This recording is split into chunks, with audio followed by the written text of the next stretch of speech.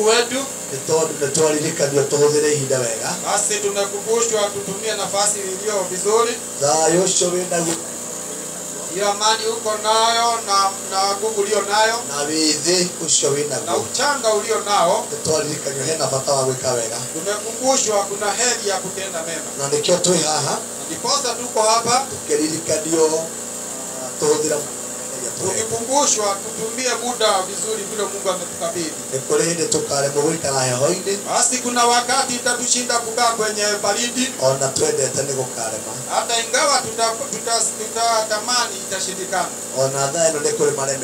Hata nafasi kunao bado wameshindwa. Na wajakufa bali wako uhai. Lakini wale walikuwa wakitekeleza siku hizi sasa watekeleza. Wacha kusukumiwa kuhudumu. Wacha kusukumwa kuenenda masaa mzuri ya kuenda mbele za Mungu. Kwa sababu wakati utafikia na